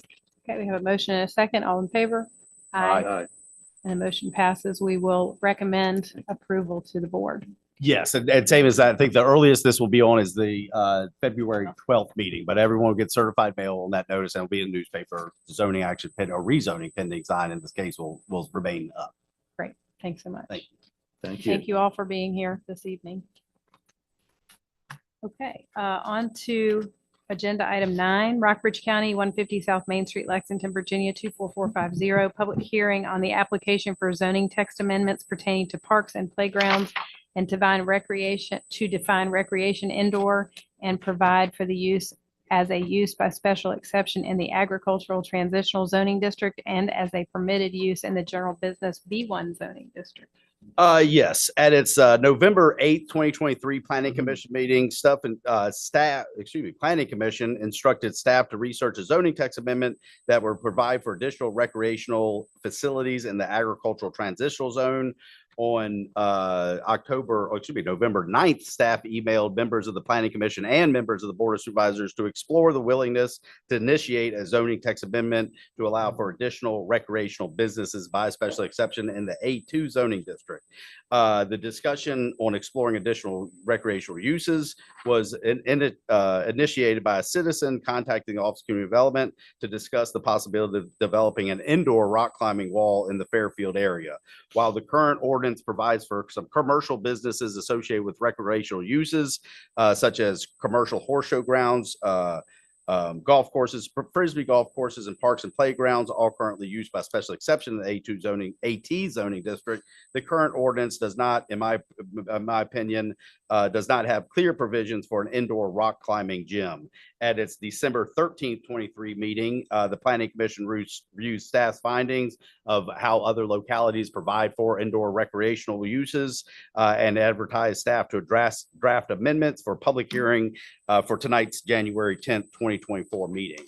So in your zoning package, you have the proposed definition as reviewed and modified at the last December meeting of an recreational indoor. And then also, as discussed and directed by the Planning Commission, we currently have a definition of parks and playgrounds, and I think it's parks, playgrounds, and outdoor area, recreational area. If needed, I can pull that up, of course. But they are currently parks and playgrounds as part of approved subdivision are currently a permitted use in the A1, A2, AT, the R1 and R2 zoning districts.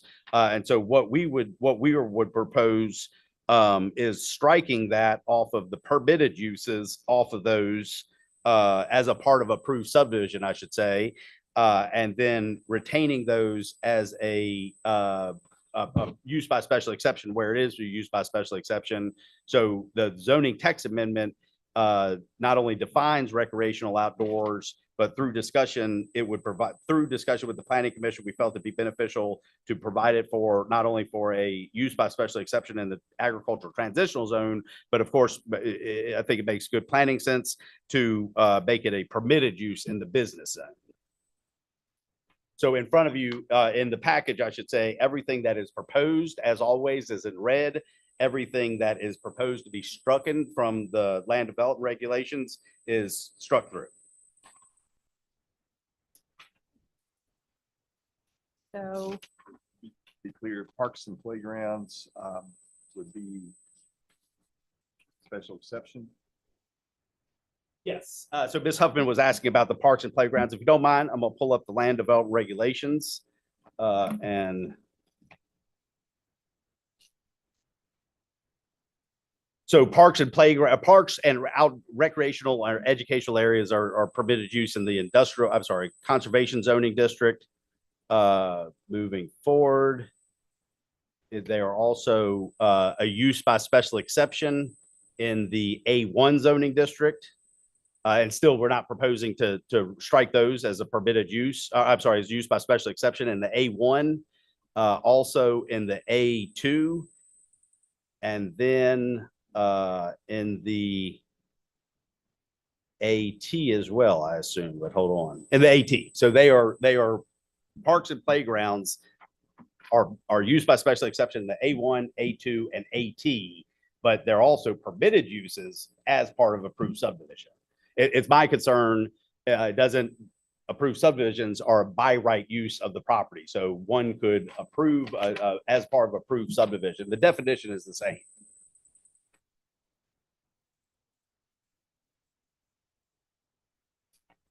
okay, are we, is that all you've got for us? Are we ready to open the public hearing at this time?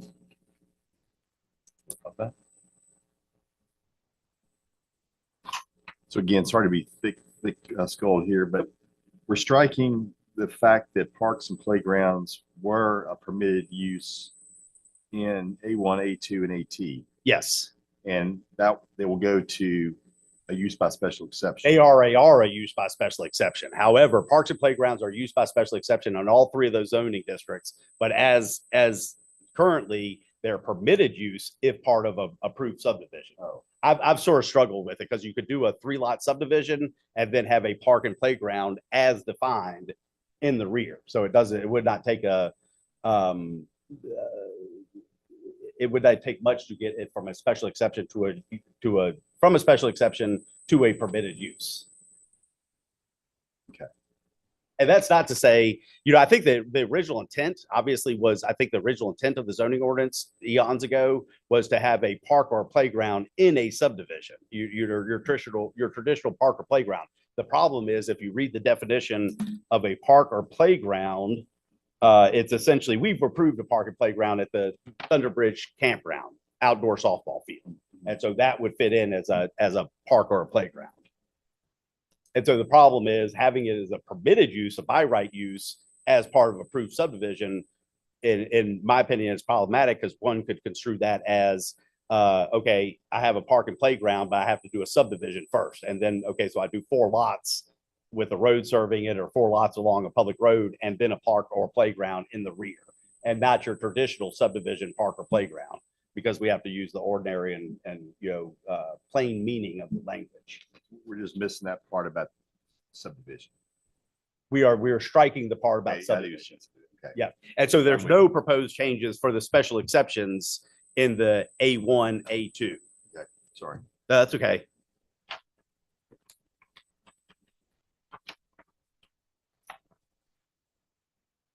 So. Okay, are we ready to open the public hearing, Chris? Yes, ma'am. Okay, so at this time, we're going to open the public hearing. Is there anyone physically here to speak? There's no one here, so I'm going to assume no. And do we have anybody online or on the phone? Bear with me here. Got to get back to Zoom. If anyone would like to make a comment on the parks and playgrounds proposed zoning text amendment, now's the time to raise your hand, please. Not seeing any, turn the floor back over to the chair. Okay, we will close the public hearing and bring it back to the board for discussion. Do we have any discussion? No, ready? No. Go for it. Thanks for crafting it. Uh-huh. So I'll make a motion to recommend to the Board of Supervisors that the zoning text amendment pertaining to parks and playgrounds as part of an approved subdivision and defines recreation indoor and provides for the use as a use by special exception in the agricultural transitional AT zoning district and a permitted use in the general business B1 zoning district be approved. Second. Okay, we have a motion and a second. All in favor? Aye. And motion passes. Very nice. Okay, we are on to number 10, which is zoning text amendment discussion. Yes. So last month, the two that I'd like to, well, 3 I'd really like to talk to. I apologize that we only have 2.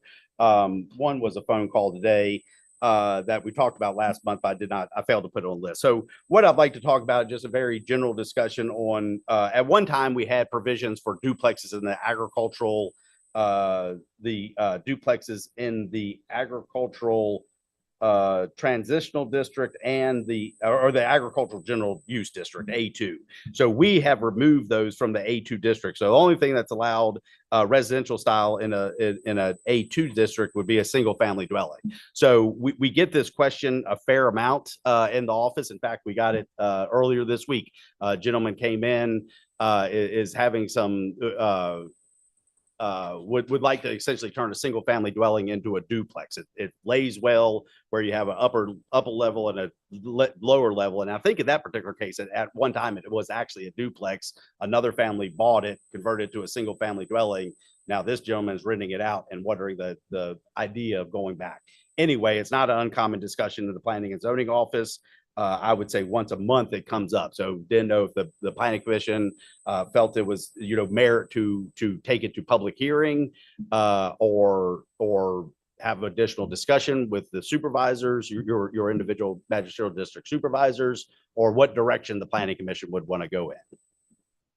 So right now duplexes are only allowed in residential. So I think they are actually used by special exception in the transitional zone.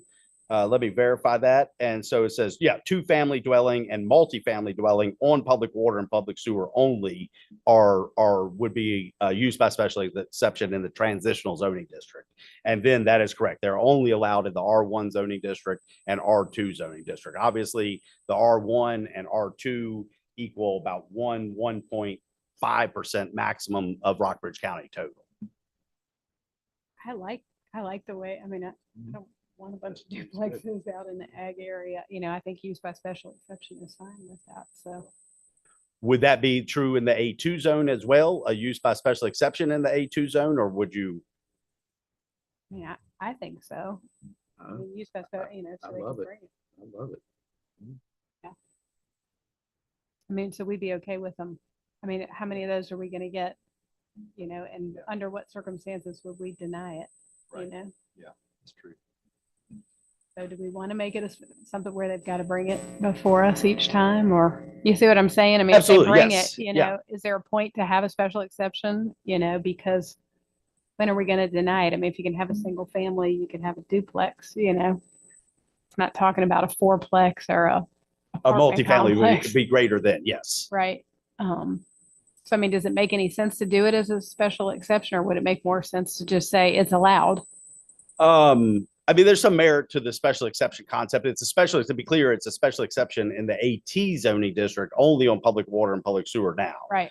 So if y'all would like modifications to that, now would be the appropriate time as well.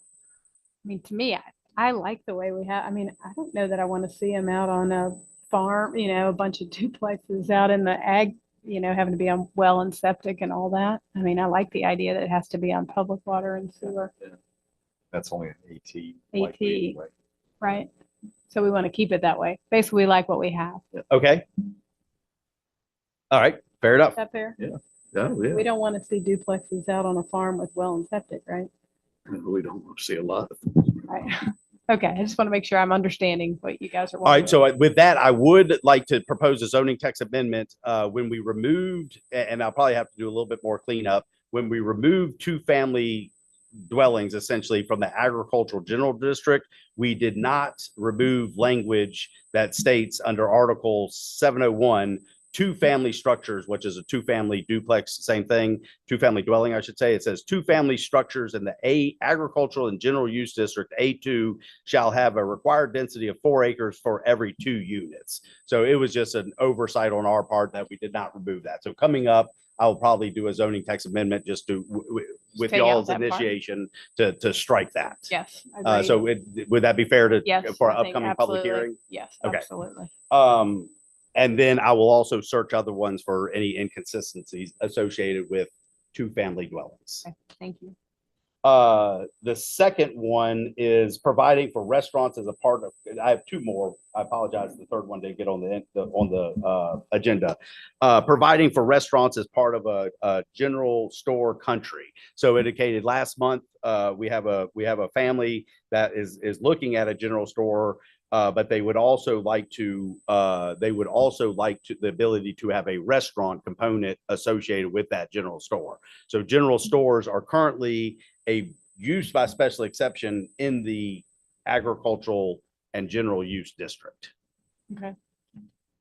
So the way it is now, it's just a general store. You could not have a restaurant in that. So we would need to add some language to say that we'd be okay with that.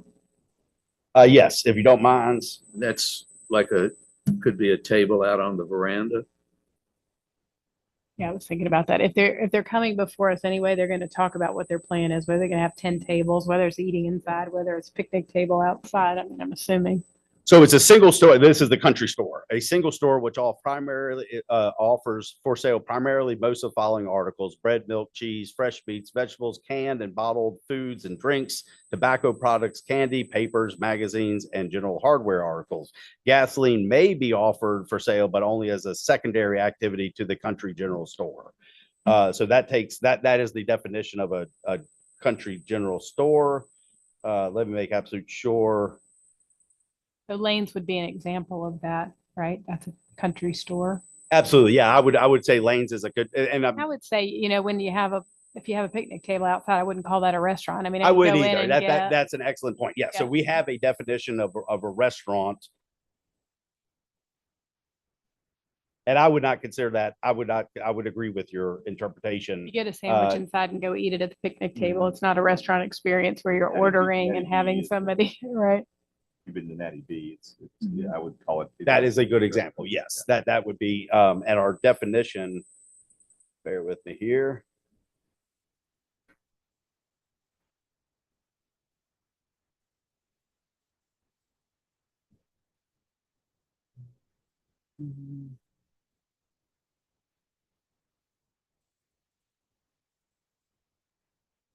All right, thought I had it here. Any building for which for compensation, food or beverages are dispensed to persons not residing on the premises for consumption on the premises, among other establishment, cafes, or refreshment stands. And so it really, we could expand upon our definition of restaurant if needed, but I agree with you. You know, if you don't have consumption on site, and that would be essentially a sit down. We also further have parking requirements that is one space for every 4 seats of a restaurant, and so that further explains, you know, the Again, common I mean, you definition. might eat your sandwich as you order at lanes on the premises, but it doesn't constitute a restaurant. You know, you're sitting outside on the, you know, it's not the same. I think we need some clarification maybe on that. Clean that up. On the That- restaurant the side restaurant, as well. yeah, Yes. that's what I was- Okay. We could explore other definitions of a restaurant, and then in fact, there's been other talk about obviously we treat food trucks as restaurants currently, and that in my opinion could have been problematic in some cases, Yeah. Or could be problematic, I should say. So we can further explain. We can come back for discussion purposes next month to further define a restaurant and then continue the conversation. Is there, you know, I know that the particular family is tracking this. Is there, and it's obviously not. This is not a public hearing. We have to go through the process, but are you willing to explore the country store aspect Absolutely. I of it? think Okay. that, I mean, I think that's a great idea. You know, some of those country stores that you come across, you can go in and when you're traveling and you can sit down inside and eat or even outside, but And so one thing in a lodge or a resort, the last sentence in the definition of a lodge resort, it says a restaurant may be operated on premises which provide meals to guests and may provide meals to the general public. And so that could be, just to add it that could right on the very end well of it. be, you know, not a guest, but the general public side of things Yes. associated with the definition of a general store. Yeah, I like that idea. Okay, perfect. It's a quick, easy fix to it. So that will be, obviously that we're not going to public hearing with anything next month, but we certainly will continue the discussion, come back with a revised definition, with potential revised definition of a restaurant, and then have some language associated with a restaurant in conjunction with a general store. And I always think is the more succinct we can be with this, because sometimes it just seems like it just goes, you know. It and really know does. we I mean, wanna make sure- there were even some things in the zoning text amendment that we just acted on that I still feel need clarification and Tweaking. cleanup essentially. Yes. Yeah, there Yep. are a few of them. Okay. The third one I'd like to talk about is not on the agenda, but for car washes, there is no clear provision. And we talked about this last month. There are no clear provisions for a car, in my opinion, for a car wash in the current regulations. With that being said, I think that's a fairly easy fix, if you will, to define and provide for a car wash in the business zone. Is the one that we have, it's business in the business zone? They the one are that we all in have the left? businesses, yes. Okay. And I mean, it's oversight on our part, but we recently approved a new one in the business zone. But you start looking at it, really some of these things come into play when you are asked to write a zoning determination letter. You start looking at, of course, we allow car washes. You look at it. So it we- doesn't state that we do in the B1, it's not stated as a permitted use? No. it Okay, is so we not. just need to add it to Yes. permitted use. Okay. So would that be for, would you like to do that for discussion next month as well, or? Yes, I Okay. think so. Okay. Yeah. I mean, again, that's pretty straightforward. All we have to do is just add it, you know, to, Yeah, define it permitted use. and add it. Yep. I mean, if y'all would like, I don't think it's inappropriate for us to bring something to public hearing, if y'all would like. I mean, that's I gonna think be. that's easy enough that I think that's a I'm with good you. idea. We will do our best, because I know there's been several people that have inquired about it. And then one was as far enough to say, hey, you know, we've looked at this and we're not seeing it. You know, it's like, okay, we have automobile service stations, but it actually excludes car washing. Yeah. So. Yeah, I we mean, I will- think that's pretty straightforward. I think if you guys can draft something that we can have a public hearing on, I think we go for it. And that would be a motion, and we will do our best to have the public hearing at the next month, but that would be a motion, correct? To take something to, yes. To clarify, is that a use by special exception or a permitted use? Permitted use, Permitted and use, it'd be yes. one. Yes. Okay, so we need a motion to ask him to draft an amendment to or a text amendment, zoning text amendment. So moved. Fair enough. And advertise for public hearing. Yes. And a second? Second. And all in favor? Aye. Aye. Yes. Okay, and so that's it for zoning text amendment. We are on to Community Development Committee update. I'm gonna look for, did we have a community? I don't think, Yeah, not good. yeah, Okay. no, we did Sounds not like we have didn't one have in one. I December, mean, it's correct? been the holidays, so We I'm did not have assuming one in nobody's December. had one. We did. What did we talk about in December? It's been Look such at a whirlwind of Vivica. activity. She's so good at I'm the minutes. I had overlay a on feeling she was Vivica, gonna know yes. those. So we talked about the projects that are before the planning commission now that are going before the board of supervisors. We did talk about the zoning text amendment, several of the ones that we talked about tonight, parks and playgrounds, car wash.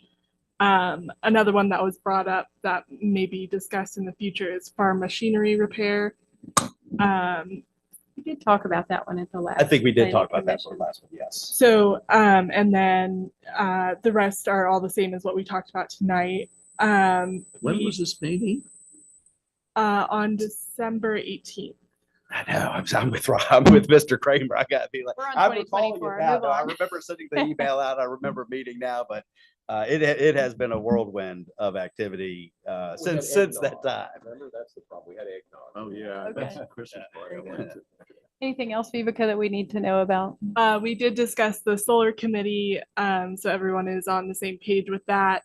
And then upcoming board of supervisors, and then we did go over the most recent community facilities chapter of the conference. Okay, great. Thank you. I apologize. Oh, that's fine. And I think the only other thing I wanted to make sure, so we do have somebody that's coming on, so we will be a party of 4 for a little while until we get the 5th. To be clear, we have an application for, so Mr. Watkins's term expires at the end of this month. And so we do have a application that has been forwarded to the Board of Supervisors for the Planning Commission job. So you Yes. think we'll have them in place in February? I'm hopeful of, absolutely. Yes, ma'am. Okay, Yes. very good. Thank Oh, you. On the Community Development Committee, we are having it on the Tuesday. Is that correct? Yes, we also talked about the next community development meeting, and I think Monday is a holiday. Right. Yeah, Monday coming up is the Martin Luther King Day, of course. So we're holding our monthly community development meeting on the following Tuesday at noon. At noon, correct? Correct. Yes. And that also applies for February as well. Yes. Thank you. Very good. All right, we need a motion to adjourn. Make a motion to adjourn. A second. All in favor? Aye. Aye. Thank you all for your time. I have a question. Next month, I it's filled out Valentine's my